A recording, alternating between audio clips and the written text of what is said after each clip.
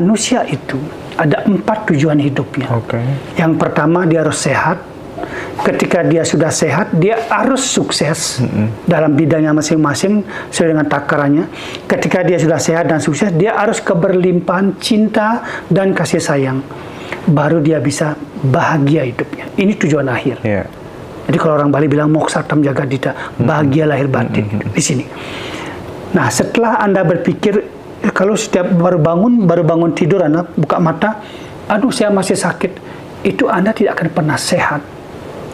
Tapi begitu Anda membuka mata, oh hari ini saya sehat, maka berikutnya akan saya lakukan sesuatu yang bermanfaat. Saya akan mengejar cita-cita saya mulai dari hal kecil aja. Jadi ini sakitnya akan terlampaui.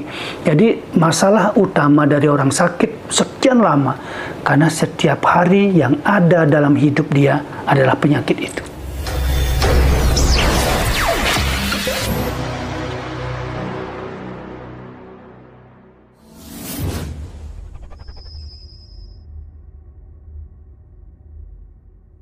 Kesempatan kali ini, jadi beberapa kali gitu aku melihat ketika orang dihadapkan, penyembuh dihadapkan dengan orang yang memang secara SDM itu menengah ke bawah gitu, terus kemudian diajari yakin dalam waktu 15 menit, 10 menit, itu tuh banyak yang error gitu, karena mungkin nggak jangkau begitu ya guru ya. Nah, kalau bisa sih guru, nanti aku mau minta tolong deh kepada guru Mangku gitu. Mungkin teman-teman di rumah ini ada yang menderita keluhan-keluhan sakit apa gitu ya. Yang kedua, mungkin secara psikologis terganggu karena kemudian masalah relationship, pekerjaan ditipu, dikhianati dan seterusnya gitu. Kita mau minta diajari tapi jarak jauh dulu gitu. Bagaimana setup-nya dari guru supaya kita bener-bener bisa surrender gitu ya, bisa pasrah total. Itu nggak gampang loh guru, nggak semua orang bisa gitu. Benar, susah. Meskipun secara teori tidak sedikit teman-teman yang sakit parah, stroke parah, tiba-tiba setelah kemudian dia benar-benar total berserah, itu tiba-tiba muncul ada energi kesembuhan dari dalam gitu. Monggo guru bisa di breakdown dan bisa di set up teman-teman dari jarak jauh. Kenapa sesuatu tuh di awal kita udah setting otak kita ini susah nih gitu. Kata kuncinya begini, di dunia ini tidak ada yang namanya orang tidak mampu. Lalu kenapa ada orang mengatakan, aduh saya sudah coba, saya sudah tidak mampu, saya coba ini, saya tidak mampu. Kata kuncinya adalah sebenarnya dia bukan tidak mampu, tapi dia tidak mau melakukan dengan konsisten. Jadi kata kunci kemampuan Anda akan muncul ketika Anda mau melakukan tanpa paksaan. Nah, kenapa pasien guru menjadi mau? Karena dia datang dengan pengharapan. Dan dia bayar. Nah, itu faktor X itu. Jadi dia datang dengan harapan dari luar negeri, dari Jawa, dia datang dari Sumatera, dari Kalimantan, datang dengan harapan, oh saya harus disembuhkan. Maka setiap bait kalimat yang guru ucapkan bagi dia itu adalah benar-benar didengarkan, difokuskan pada setiap bait kalimat guru. Jadi sebelum dia datang itu dia udah mengatakan apapun yang guru katakan saya akan dengerin itu.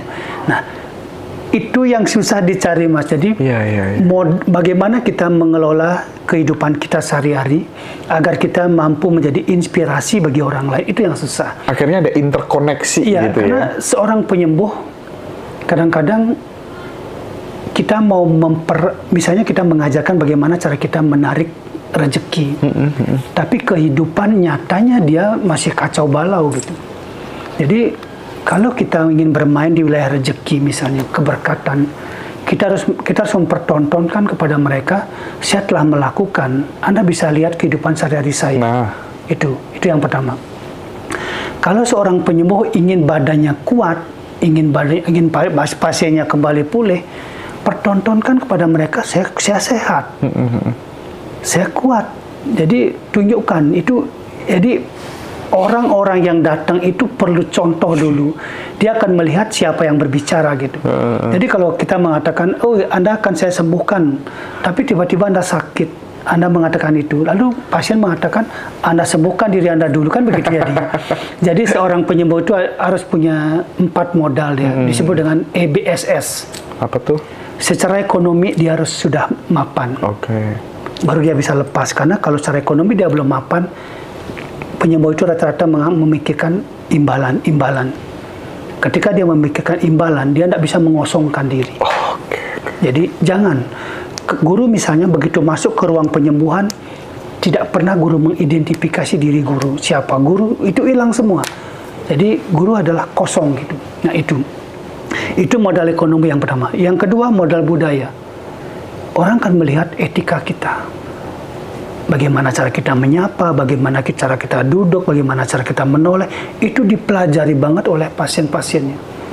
Yang ketiga, modal sosial. Bisa dilihat dari media sosial kita, dia orangnya bergaul apa enggak. Kalau dia buat status, orang yang komennya buruk apa baik, itu kan dipelajari dulu, Mas. Karena rata-rata pasien yang datang itu pasti sudah mengenal guru, mungkin dalam banget, baru dia datang gitu. Termasuk di luar negeri, dia pelajari dulu Facebook kita, cara kita berkomunikasi, bagaimana kita mau memperbaiki orang, jika status yang kita buat di Facebook itu memburukkan orang, menghina orang, itu tidak akan berhasil. Dan yang terakhir ini modal simbolik. Kita harus jadi simbol di situ. Setiap baik kalimat kita. Makanya guru katakan, saya dokter, saya akademisi. Saya akan masuk ke wilayah-wilayah di mana orang bisa membuat saya punya simbol. Saya adalah simbol orang yang telah berhasil menjalankan visi dan misi dalam bidang spiritualitas gitu. Nah itu. Lalu pasien juga sama. Ketika Anda ingin sembuh dari segala penyakit, caranya sederhana sekali. Maukan diri Anda untuk berubah. Yang pertama, jangan Anda berbicara tentang penyakit itu kapanpun, dimanapun. Jadi kalau Anda ingin, misalnya Anda stres nih, tapi setiap hari, setiap detik, otak Anda tuh mengatakan, aduh saya stres, Anda tidak akan bisa beralih menjadi sembuh. Jadi syarat utama agar Anda bisa disembuhkan adalah Anda harus melangkah ke langkah berikutnya. Misalnya, saya stres, Anda pikirkan, oh saya telah sembuh dari stres. Maka otak Anda itu akan, adrenalin Anda akan muncul, oh ternyata saya sudah sembuh. Saya tidak lagi ngomong sakit, tapi saya ngomong kesuksesan. Jangan setelah Anda sembuh, apa yang Anda lakukan? Tidak memperbaiki, Anda melakukan sesuatu, jadi Anda sakit. Karena gini Mas, manusia itu ada 4 tujuan hidupnya. Yang pertama, dia harus sehat. Ketika dia sudah sehat, dia harus sukses dalam bidangnya masing-masing sesuai dengan takarannya. Ketika dia sudah sehat dan sukses, dia harus keberlimpahan cinta dan kasih sayang. Baru dia bisa bahagia hidupnya. Ini tujuan akhir. Jadi kalau orang Bali bilang moksatam jagadita, bahagia lahir batin di sini. Nah, setelah Anda berpikir, kalau setiap baru bangun tidur Anda buka mata, aduh saya masih sakit, itu Anda tidak akan pernah sehat. Tapi begitu Anda membuka mata, oh hari ini saya sehat, maka berikutnya akan saya lakukan sesuatu yang bermanfaat. Saya akan mengejar cita-cita saya mulai dari hal kecil aja. Jadi ini sakitnya akan terlampaui. Jadi masalah utama dari orang sakit sekian lama, karena setiap hari yang ada dalam hidup dia adalah penyakit itu. Jadi kalau Anda mau sembuh, tidak usah diobati. Tapi mulai dari keyakinan diri kita disusun bahwa, oh hari ini saya telah berakhir sakit saya. Saya telah sembuh. Nah dengan sembuh di otak Anda, kan tubuh kita tuh gelombang elektromagnetik. Apapun yang ada di otak kita, tubuh kita merespon. Kalau Anda, aduh saya sakit, saya malas, tubuh Anda terus turun begitu. Tapi kalau saya sudah sehat, lalu Anda ikuti dengan saya sehat, lalu Anda kunci keyakinan itu, maka itu akan membawa dampak positif bagi fisik, mental, dan jiwa kita. Nah, Guru Mangku Hipno seberapa besar memasukkan efek placebo dalam proses penyembuhan terhadap klien? Gini, dan bagaimana teknisnya? Di metafisika itu ada namanya placebo effect yang luar biasa, Mas. Namanya naturopati, versi metafisika. Jadi efek placebo itu adalah gini. Kadang-kadang kan gini, pasien itu datang dengan sekotak obat. Dia mengatakan, guru saya tergantung dengan sekotak ini. Coba buka Ibu. Ada 13 macam obat. Bahkan ada tamu dari Australia karena ini gangguan kejiwaan. Dia tuh bawa hampir, setas obat gitu. Guru katakan, apa yang Anda harapkan dari guru? Dia yang pertama katakan, saya ingin melepas obat-obatan guru. Lalu guru katakan efek placebo-nya. Anda punya obat dalam tubuh Anda, disebut dengan serada atau keyakinan. Dan obat terbaik Anda adalah Tuhan itu sendiri. Jadi selama ini kalau Anda percaya bahwa kesembuhan itu ada di tangan obat yang Anda pegang, seumur hidup Anda akan tergantung pada itu. Tapi kalau Anda percaya kesembuhan itu ada di tangan Tuhan, obat itu adalah Tuhan, maka apapun ciptaan Tuhan yang bisa kamu nikmati, nikmati. Baik itu pahit, baik itu manis, baik itu masam, baik itu sepat, pokoknya semua nikmatin. Selama itu bisa kita makan. Tapi untuk apa kita makan obat segitu banyaknya? Faktanya 26 tahun dia sakit, gila mas, tidak sembuh-sembuh. Saya tidak menyalahkan obatnya, tapi perspektif dia bahwa hidup dia tergantung pada obat, kan tidak benar itu. Padahal sebenarnya kan suka, duka, lara, pati, itu bukan di tangan obat, itu bukan di tangan guru, itu bukan di tangan penyakit, itu hanya di tangan Tuhan. Jika kita percaya bahwa 4 penunjang kehidupan kita dengan Tuhan, kalau Anda ingin sembuh, rahasianya sederhana. Dipergensi. Dekati Tuhan. Karena begini, ketika Anda dekat dengan Tuhan, tidak ada ruang kosong untuk masalah itu hadir, mas. Kegagalan, penyakit, penderitaan, tidak ada ruang kosong. Lalu kenapa ada orang sakit? Orang sakit itu, orang gagal itu, karena dia berjarak konvergen dengan Tuhan. Semakin Anda pergi meninggalkan Tuhan atau kuasa kosmik, semakin besar kemungkinan Anda terkena penyakit, penderitaan. Maka kalau Anda bertanya bagaimana cara sembuhnya guru? Dekati Tuhan sedekat-dekatnya. Jangan beri ruang kosong untuk apapun di dunia ini. Jika Anda percaya bahwa suka duka lara pati Anda ada di tangan Tuhan. Apalagi Anda kalau percaya pada black magic misalnya. Anda punya keyakinan 20% saja pada black magic, maka nilai Tuhan dalam tubuh Anda hanya 80%. Bagaimana Anda memohon kekuatan Tuhan ilahi 100%? Tidak akan bisa, karena Anda membaginya dengan keyakinan bahwa black magic mampu merusak kehidupan Anda. Maka mulai hari ini, jika Anda betul-betul ingin 100% sakit Anda berhenti, segalanya berubah lebih cepat, serahkan pada kuasa ilahi. Yakini Tuhan 100%. Benar, memang orang mengatakan saya sudah coba tapi saya tidak mampu. Sekarang rubah perspektifnya. Bukan Anda tidak mampu, tapi Anda tidak mau secara konsisten melakukannya. Hanya itu rahasia. Jadi maukah diri Anda secara konsisten? Jangan baru sekarang dekat dengan Tuhan dalam bentuk doa, besoknya belum sembuh, udah selesai. Tidak seperti itu. Itu yang kedua, yakinlah bahwa di dunia ini tidak ada yang kekal. Anda sakit sekarang, besok bisa sembuh. Anda gagal sekarang, besok bisa berhasil. Begitu juga sebaliknya. Itu karena apa? Karena Anda tahu di dunia ini ada hukum muhurta, hukum ketidakkekalan. Biarkan ruang dan waktu, hanya Tuhan yang tahu kemana Anda berikutnya. Selalu guru katakan Tuhan, Tuhan. Karena 43 tahun guru berpraktek, satu-satu yang guru handalkan adalah Tuhan itu sendiri.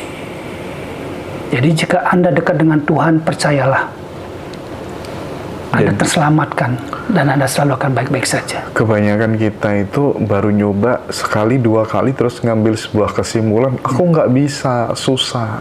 Andai kata kemudian dia tidak menyerah sebelum keajaiban itu muncul, dia mau konsisten, pasti akan ada perubahan, pasti akan ada keajaiban ya guru ya. Iya, ada di hukum nilai mas. Di hukum nilai metafisika itu mengatakan di dunia ini ada 9 arah mata angin. Kan 9 arah kan mata anginnya. Iya.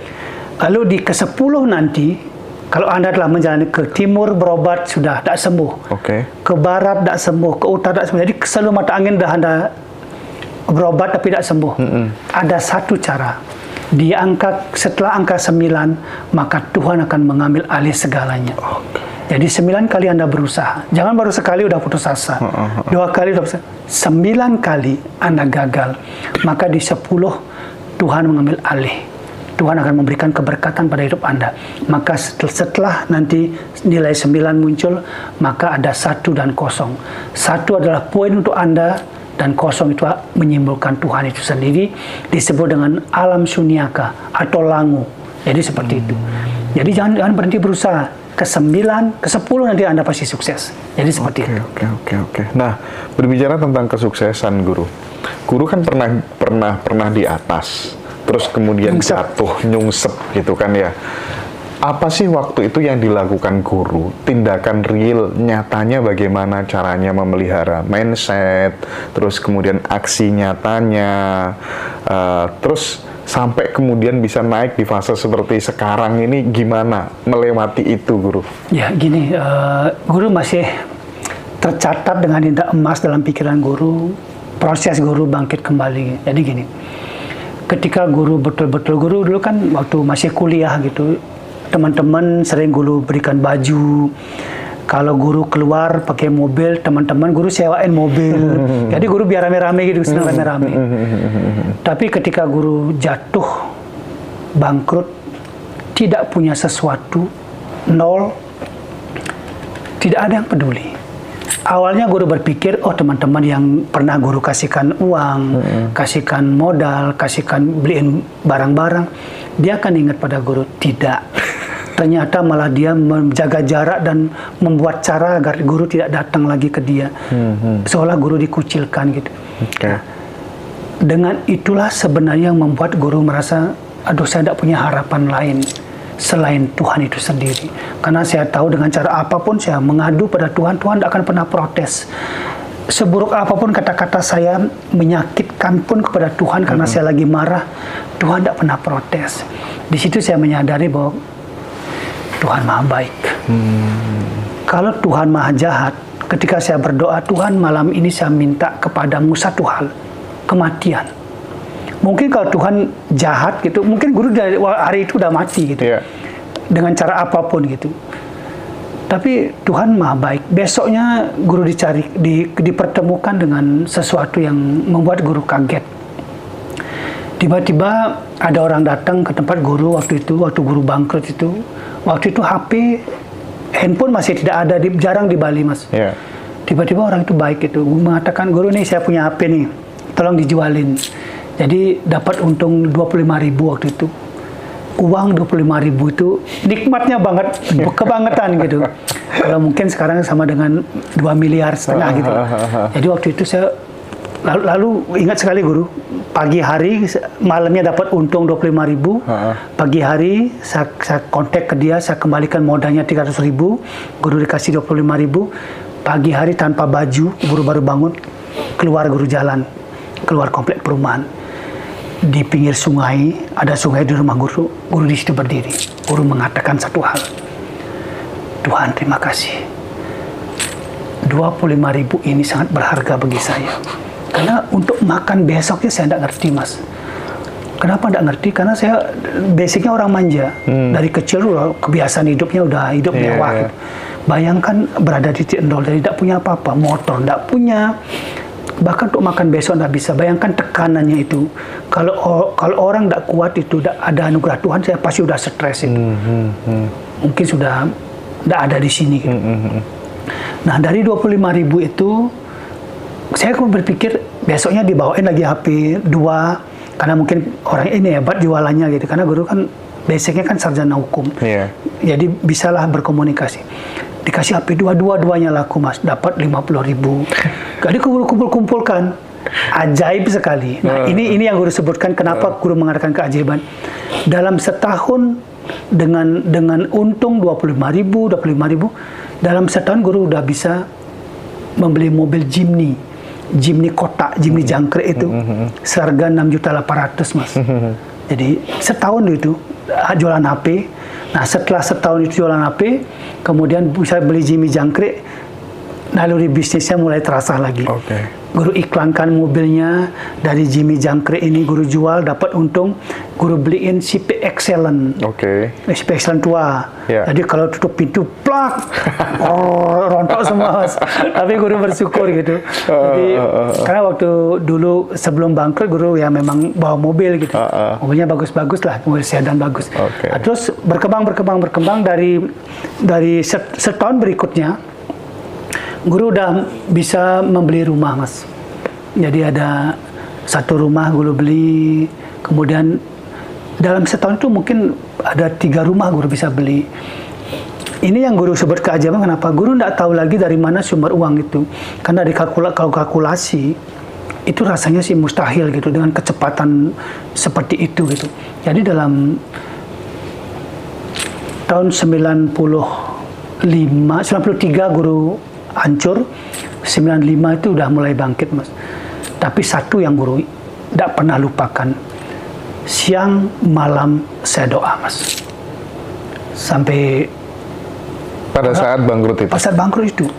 Apa doanya? Yang tadi. Oh, yang tadi itu. Makanya guru katakan, guru sangat yakin mengatakan kenapa saya mengalaminya. Ya. Saya tidak bisa mengidentifikasi kenapa, Mas. Kalau saya bilang Tuhan izinkan saya punya mobil mewah, saya tidak ada pikiran waktu itu. Tapi satu yang saya ingat, Tuhan apa yang saya belum miliki. Waktu itu bukan ke harta, Mas, tapi lebih pada kesehatan. Karena saya punya anak masih kecil, lebih pada anak-anak, lebih pada pasangan, lebih pada keluarga gitu. Maka saya ada identifikasi gitu. Jadi Tuhan apa yang saya belum miliki, mohon segera hadirkan. Tuhan apa yang telah saya punya saat ini, karena ketakutan guru kehilangan. Atas anugerah-Mu pertahankan. Jika saya masih punya keburukan dalam hidup saya, tersisa dihilangkan. Bahkan guru katakan jika saya punya karma buruk, karma wasana buruk di masa lalu saya, musnahkan, saya perbaiki. Dan benar, saya jadi spiritual waktu itu. Masuk ke wilayah spiritual lebih dalam lagi. Guru mulai baca-baca buku spiritual. Jadi, ya mulailah kehidupan spiritual. Mulai pakai pakaian-pakaian yang menunjukkan saya spiritualitas gitu. Jadi, dari situ perkembangnya. Sampai akhirnya, ya pulih kembali ekonominya gitu. Jadi, bisalah yang kayak tadi Mas bilang itu. Jadi, apa yang diinginkan di level saya punya. Jadi saya bahagia banget. Maka dari situ saya mulai lebih konsen ke pelayanan gitu. Kenapa pelayanan? Saya milih pelayanan karena bagi saya tidak punya risiko apapun. Kenapa? Saya menganggap setiap melayani manusia saya melayani Tuhan yang telah memberikan banyak hal pada hidup saya gitu. Nah, jadi apa yang saya lakukan saat ini, apa yang saya berikan kepada para pasien saya, apa support-supportnya, apa jenis-jenisnya, apa bentuk-bentuk yang saya berikan kepada pasien, semua itu adalah ilmu empirisme yang saya dapatkan ketika saya jatuh, Mas. Jadi bukan omong kosong gitu. Jadi kalau saya berada di titik ini saat ini, sampai detik ini saya kadang-kadang heran. Ini cerita sedikit, ini betul-betul ajaib. 2 tahun lalu, ada teman saya bawa Rubicon. Ini nyata nih. Kemudian saya mengatakan, mobil ini bagus banget. Saya ingin berfoto di depannya. Warna merah ya? Bukan, waktu itu masih warna hitam temannya punya. Hitam ya, Jadi saya ingin suatu saat punya mobil seperti ini. 8 bulan berikutnya, Mas. Mungkin setiap malam Tuhan izinkan terjadi apa yang saya belum miliki. Tapi dalam hati saya itu sudah ada itu gitu, untuk Rubicon. Cuman saya tidak berani karena saya tahu kalau doa Rubicon itu terbatas. Jadi saya ikhlaskan gitu. Dan ternyata di bulan ke-8 bukan hanya saya punya Rubicon, Mas. Rubicon yang teman saya itu punya Rubicon yang lama, yang model lama. Saya malah dapat Rubicon yang lebih baru gitu. Dan saya tidak tahu kok bisa gitu. Kemudian berikutnya saya ingin Harley. Pertama saya punya Harley yang tua gitu. Terus saya lihat pada waktu tour itu, Mas, saya naik, saya lihat teman-teman, gagah-gagah banget gitu, Harley baru-baru gitu. Saya doa gitu, Tuhan izinkan terjadi. Karena saya orangnya yakin banget, karena udah ngalamin banyak nih kan. Iya. Akumulasi dari bukti-bukti itu kan. Tidak pernah ada keraguan dalam hati saya kalau sudah sedang doa. Iya. Tidak pernah saya mempertanyakan, kalau Tuhan tolong izinkan 5 bulan, saya tidak mempertanyakan. Karena saya tahu akan terjadi. Betul. Dan benar, setelah saya ganti motor banyak kali gitu kan, tapi saya pernah satu saat, bisa enggak saya dapatkan sesuatu yang akan mengakhiri saya ganti motor gitu, yang terbaru gitu. Ternyata setahun saya mampu. Oke. Jadi saya mampu dapatkan yang terbaru, yang terbaik di level saya. Jadi saat ini posisi saya dengan doa itu, dengan keyakinan penuh, dengan penghormatan kepada kuasa ilahi, kepada semesta ini, saya mendapat banyak keajaiban. Oke, Guru, aku ada satu pertanyaan yang menarik. Apa sih yang membuat orang itu ada yang mampu ketika dia berdoa itu sampai benar-benar tidak ada sedikit pun keraguan di dalam dirinya, benar-benar yakin, tapi banyak orang yang nggak bisa sampai di level itu? Gini, bagus banget pertanyaannya gini. Dalam doa itu kita harus menata diri. Simbol dari doa itu kita tata diri kita. Jadi jangan duduk doa. Enggak. Doa itu bukan begitu. Doa itu ada proses. Proses pertama adalah sikap duduk. Ketika kita berdoa, sikap duduk kita bagaimana? Itu mencerminkan doa kita itu akan sampai apa enggak. Karena sikap duduk ketika berdoa atau ketika berdiri, sikap berdiri yang buruk akan membuat konsentrasi Anda tidak akan bagus. Itu. Yang kedua, jangan membuat masalah atau tata perbuatan Anda. Ketika sekusuk apapun Anda dalam doa, tapi kalau Anda dibebani oleh masalah, otak Anda akan tersita ke situ. Akan muncul bayangan, aduh besok ada tagihan, oh besok begini, itu, oh besok ada permusuhan itu. Yang ketiga, nah setelah menata pikiran, menata diri, posisi duduk, lalu menata perbuatan, yang ketiga, napas kita harus betul-betul ditenangkan. Jadi tarik napas pelan, keluarkan dari bibir. Seperti itu. Kenapa dari hidung nariknya? Karena di hidung ini ada bulu. Jadi ada energi-energi yang buruk akan tertahan di bulu itu. Kenapa mengeluarkan dari bibir? Karena dari bibir itu adalah tempat kita mengeluarkan hal-hal buruk. Maka ada kata-kata dari situ keluar. Nah berikutnya, setelah itu kembali yang Guru katakan tadi. Dalam doa itu kita harus konsentrasi pada satu titik. Jangan titik ketika kita berdoa itu ke dunia. Yang tadi dikatakan, saya akan berdoa minta rumah, minta saya punya ini. Itu sudah duniawi. Kita lepaskan, berserah. Apapun itu bentuknya. Silakan Tuhan yang memberikan. Tugas saya hanya meminta itu. Karena sebenarnya kalau Tuhan mau tanpa meminta pun kita dikasih. Tapi kenapa kita harus meminta? Karena itulah bukti kita sujud kepada Tuhan, menghormati Tuhan, bahwa Tuhan pencipta segalanya itu. Nah setelah kita sudah cuek atau tidak lagi masuk ke konsentrasi ke alam dunia, ke alam harta, tahta dan lain-lainnya, berikutnya kita harus menghadirkan cahaya, Mas. Dalam doa itu kita yakin Tuhan itu berwujud cahaya. Jadi hadirkan ke dalam tubuh kita, disebut dengan dharana namanya. Nah setelah dharana ada cahaya masukkan dalam tubuh, jadikan satu di dalam konsentrasi. Oh saat ini Tuhan sedang menyatu dalam tubuh saya. Ini adalah keyakinan. Namanya dhyana. Baru setelah itu Anda bersemedi, berdoa. Maka konsentrasi Anda tidak lagi berada di luar diri Anda. Seperti air mancur yang muncrat, ditarik lagi jadi satu. Nah, doa itu seperti itu yang Guru lakukan. Jadi ketika Anda berdoa tapi tidak menata tubuh, menata diri, masih terikat oleh duniawi, susah. Ada ambisi di situ. Anda terhambat di situ. Mungkin itu fase di mana kita udah bisa merasakan Tuhan atau mengalami ketuhanan gitu ya Guru ya.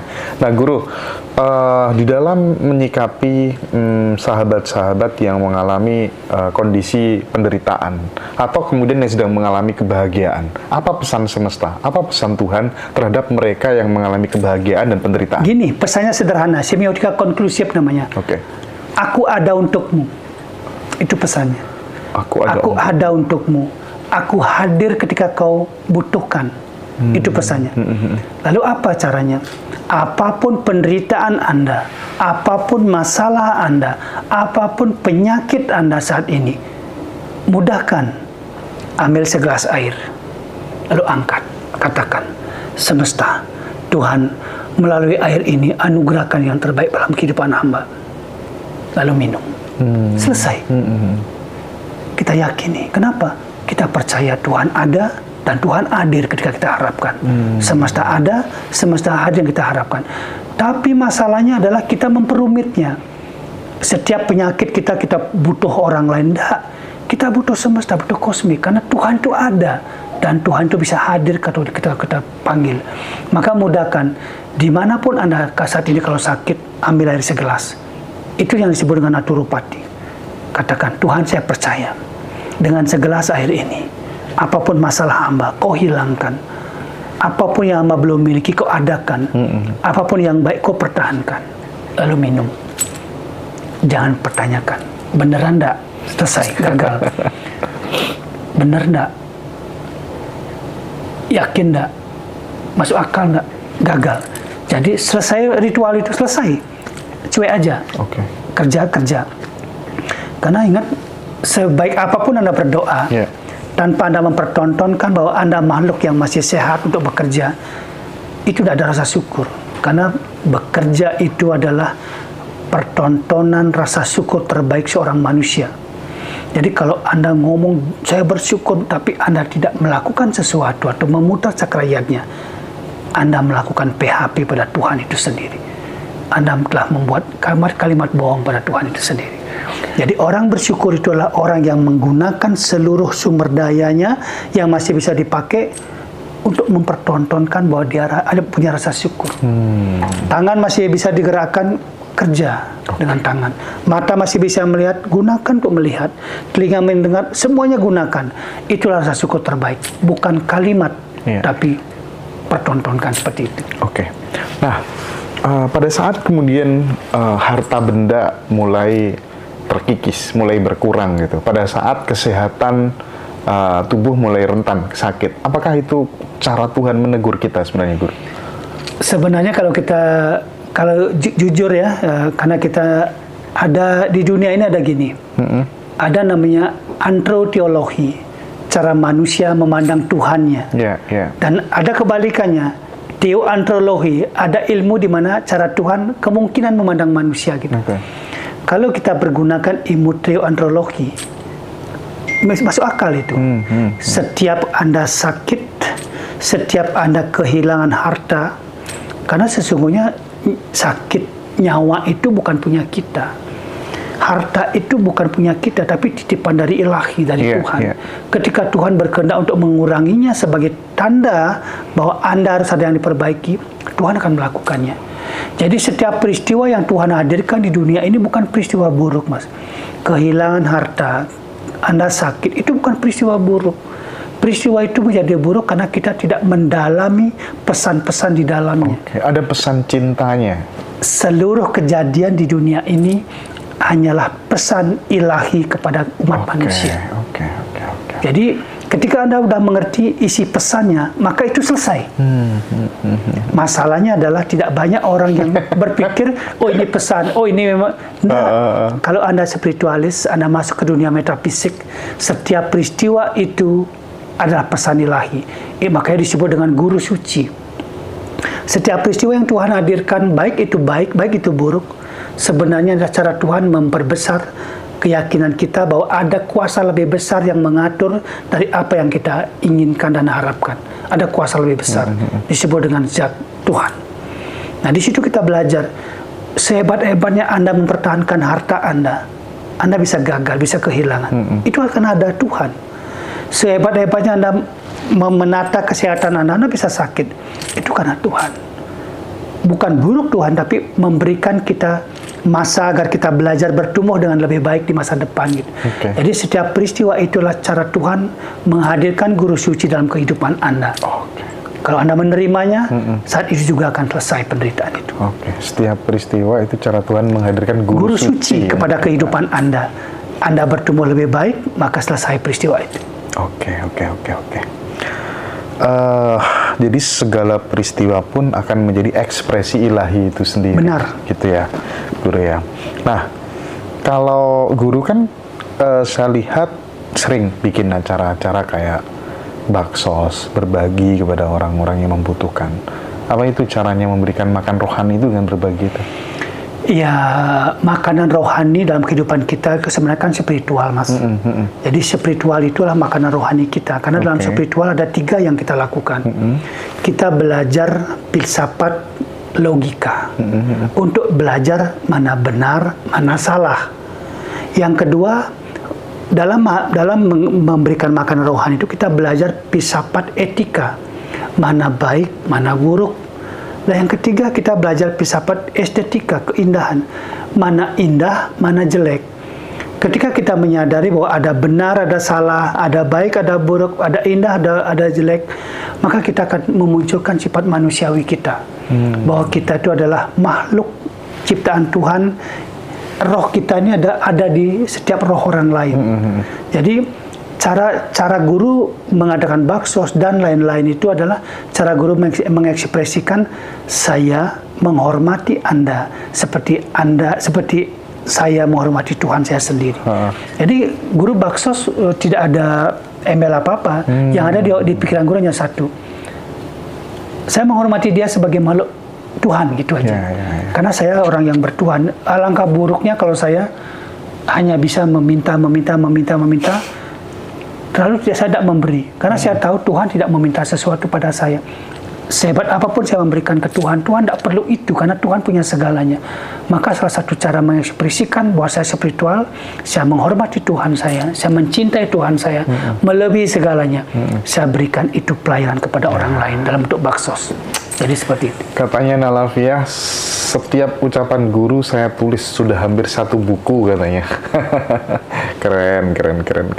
Nah Guru, aku kan lihat ya, cara Guru itu melepas semua emosi energi negatif dalam tubuh itu kan dengan cara-cara yang simple begitu ya, praktis gitu ya. Nah mungkin bisa di-share ke sahabat-sahabat di Ngaji Roso, Guru, kenapa kok sampai kemudian banyak teman-teman cukup pakai tangan dari belakang gitu aja, tubuhnya teman-teman, kepalanya teman-teman tuh bisa bergetar gitu. Itu gimana, Guru? Kayak gini, getar ataupun tidak itu bukan kunci. Jika Anda punya sensitivitas yang tinggi, maka begitu energi negatif, energi positif mendekati tubuh Anda, maka ada abreaksi namanya. Jadi kalau selama ini orang berpikir Guru yang menggetarkan, itu salah. Yang menggetarkan tubuh mereka adalah mereka sendiri, sensitivitasnya. Tapi Guru memicunya dengan energi gitu. Apalagi kalau dalam tubuh orang, kan energi negatif ada 2. Pertama, energi negatif itu bisa muncul secara natural dari pergeseran energi negatif yang ada di semesta ini. Dari niat-niat buruk orang lain menebar kemana-mana. Kita narik napas, lalu napas itu kita tarik. Itu bisa jadi energi buruk. Lalu kemudian ada energi baik di dunia ini. Ada orang berdoa, keluar dari kata-katanya. Itu jadi berbaur jadi seperti itu. Jika kita orang yang lemah, tidak punya kekuatan apapun untuk memprotek diri kita, maka kita bisa kemasukan energi ini. Nah, ketika orang punya energi negatif, kalau saya dekatkan dengan energi positif, maka tubuhnya akan bereaksi. Namanya abreaksi, maka muncullah getaran. Itu. Tapi ada cara yang terbaik kalau Anda mau bergetar gitu. Kita gunakan hipnosis. Jadi, kalau Guru saya pengen sekali bergetar gitu, kita gunakan hipnosis. Caranya apa? Ada pos hipnosis. Jadi begitu kita hipnotis, nanti pas hipnotis kita ngomong. Nanti kalau kamu bangun, kalau kamu duduk, saya terapi, kamu akan bergetar sekehendakmu. Dimanapun bagian-bagian sakit kamu getarkan. Dimanapun boleh, sesuai dengan keinginanmu. Itu. Maka ketika nanti dia bangun, duduk, terapi, dia pasti getar. Itu. Karena kadang-kadang orang tersugesti dengan cara itu. Karena di metafisika itu bagus banget, Mas. Ada salah satu cara, ini kebetulan pertanyaan nyambung nih. Kalau Anda di rumah sekarang saat ini punya problem di pikiran Anda punya masalah di hati Anda, punya dendam, kemarahan, karakter buruk, kebiasaan buruk, ada satu cara yang paling gampang, paling cepat untuk memusnahkannya. Rilis energi Anda. Caranya adalah Anda berdiri seperti ini. Tangan dibuka seperti ini. Lalu Anda berdiri dengan tegak. Luruskan badan Anda dari kaki sampai ke kepala. Dan kaki Anda menyentuh satu sama lain. Tidak boleh dibuka, tapi menyentuh. Jadi ditutup kakinya. Seperti ini. Lalu Anda getarkan kepala seperti ini. Lalu niatkan Anda membuang segala hal buruk yang ada di pikiran Anda. Lalu Anda niatkan Anda membuang dendam, kemarahan, kecemburuan, tersakiti, menyakiti, traumatik, fobia, getarkan.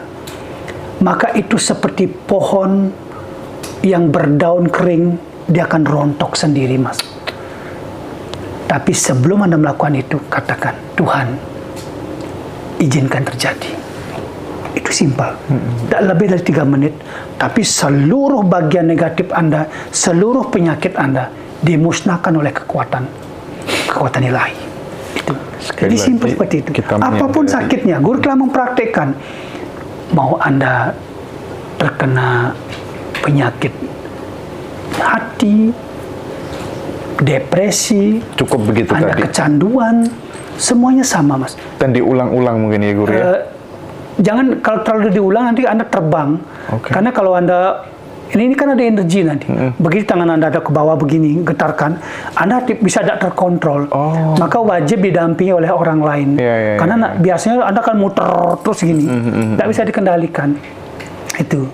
Jadi itu cara terbaik untuk melepaskan energi buruk yang mengganggu kesehatan kita, mengganggu jiwa kita, mengganggu hati kita. Seperti itu. Jadi tidak susah sebenarnya. Jadi Anda adalah penyembuh terbaik untuk diri Anda sendiri. Kalau Anda yakin pada ilahi. Nah, kalau yakin pada ilahi, cuman kan nggak semua orang bisa sampai di level keyakinan itu, gitu ya. Harus dibuat. Makanya butuh trigger gitu ya. Harus dibuat. Karena gini, yakin ataupun tidak yakin, jika Anda tidak rugi apapun, kenapa Anda harus memilih tidak yakin? Yakin atau tidak yakin, kalau Anda tidak membayar apapun, kenapa Anda memilih yang negatif? Gitu. Yakin atau tidak yakin, kalau Anda tidak dirugikan, tidak disiksa secara apapun, kenapa Anda membuat negatif? Tuhan tidak mengisyaratkan hal apapun pada keyakinannya. Cuman satu aja, yakini Tuhan itu ada. Kalau Anda tidak percaya Tuhan, yakini kosmik itu ada. Yakini bahwa ada kekuatan di luar diri kita yang mempengaruhi kita. Jadi karena kita ini adalah makhluk yang terkontrol, hanya seperti wayang. Ada dalang yang bermain di belakang kita, yang mengontrol kehidupan kita. Kenapa kita harus bersikeras, saya bisa mengatasi masalah saya? Maka simpel sekali, kalau Anda tidak bisa mengelola pikiran terhadap satu masalah, itu artinya apa? Artinya Tuhan memanggil Anda, mengatakan, ayo bawa ke aku masalahmu.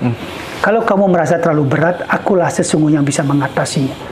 Di mana susahnya, hanya perlu melunturkan ego kita bahwa kita masih punya jalan terbaik untuk menyelesaikan masalah. Titipkan diri Anda kepada Tuhan, maka Tuhan menyelamatkan Anda. Saya 43 tahun berpraktek, telah mempraktikkan bahwa kuasa Tuhan melebihi segalanya. Percayalah seperti itu. Baik, Guru. Pertanyaan terakhir, Guru. Luar biasa semua teman-teman yang di TikTok ya. Nanti mungkin bisa konsul langsung sama Guru Mangku ya, teman-teman, di IG-nya, Instagram-nya. Guru Mangku Hipno gitu aja.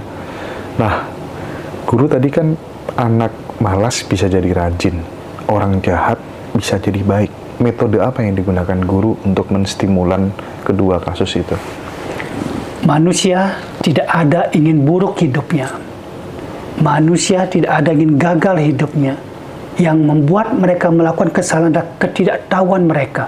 Maka ilmu pengetahuan harus dimasukkan ke dalam otak mereka. Bahwa ada akibat yang mereka harus bayar jika terus melakukan seperti itu. Jadi kenapa orang malas bisa dirajin? Karena Guru memasukkan pengetahuan. Pengetahuan apa? Bahwa hidup Anda tidak bisa disimpulkan detik ini. Hidup Anda masih terlalu panjang kalau Anda melakukan sebuah kesalahan. Hukuman Anda akan terlalu panjang. Apalagi Guru selalu mengatakan, jika saya melihat seseorang, saya pasti, pasien saya terutama, saya akan lihat adgestur namanya. Di adgestur itu, Mas, itu ada satu kode rahasia sampai usia berapa dia bisa bertahan dalam kehidupannya. Maka saya akan katakan, Anda akan bisa bertahan dalam hidup sampai di umur sekian. Bayangkan kalau Anda tetap malas, maka sisa hidup Anda akan mati sia-sia. Mungkin aja Anda tidak makan, Anda penyakitan, Anda tidak bermanfaat. Lalu makna hidup Anda itu apa? Kalimat-kalimat sederhana yang mudah dicerna seperti itu menjadi penyelamat buat mereka. Tidak perlu teori-teori besar, tidak perlu filsafat-filsafat besar, karena mereka hanya butuh kesederhanaan. Maka guru selalu mengatakan, saya hanyalah penjaga telaga dengan air yang jernih. Silakan saja bagi siapa yang ingin mandi di situ, membersihkan pikiran, perasaan, dan tubuhnya. Silakan mandi di telaga saya. Jika Anda punya luka batin, silakan mandi, silakan bersihkan di situ. Maka saya akan menerjemahkan setiap kalimat yang turun dari langit dengan bahasa bumi. Itu kata-kata saya. Oke. Jadi setiap apapun yang Tuhan munculkan dalam bahasa langit, saya akan menerjemahkan dengan bahasa bumi yang paling sederhana. Karena manusia itu paling suka sesuatu yang mudah dilakukan, mudah dimengerti, dan mudah dicerna. Jadi seperti itu. Ya. Baik Guru, bisa di-share nggak sih alamatnya, praktiknya gitu Guru, biar teman-temannya di Bali nggak tanya gitu. Jadi Guru berpraktek di Perumahan Gunung Sari Indah namanya. Jadi ada di wilayah Gatsu Barat, cari jalan Kebo Iwa Utara. Kebo Iwa Utara. Ya, nanti ada Perumahan Gunung Sari Indah. Dari situ Anda tanya Guru Mangku Hipno, pasti mereka sudah mengenalnya. Nanti caranya mudah, hubungi adminnya Guru, teleponnya 081 337 228 580. Nanti admin akan menghubungkan Anda dengan Guru. Anda akan diberikan beberapa persyaratan untuk bisa datang ke rumah Guru untuk konsul. Semua ada persyaratannya. Jadi kita tata semuanya dengan baik agar semua terlayani dengan baik. Jadi seperti itu. Baik teman-teman, terima kasih banyak udah terhubung sampai saat ini gitu ya. Hampir 2 jam kita ngobrol, tapi sesuatu yang sangat berkesan buat saya, buat sahabat semuanya. Terima kasih banyak Dr. Guru Mangku Hipno atas perspektifnya, ujangan-ujangan dan nasihatnya. Sekali lagi, kita sebenarnya memang ada kekuatan yang sangat luar biasa di balik berserah, mengandalkan Tuhan, gitu ya, Guru Mangku Hipno ya. Dan ini pesan-pesan yang mungkin harus kita ingat dan kita terjemahkan dalam bahasa perbuatan kawan-kawan semua. Nanti yang pengen terhubung langsung dengan beliau, silahkan join di Instagramnya beliau, Guru Mangku Hipno gitu ya, teman-teman bisa belajar di situ.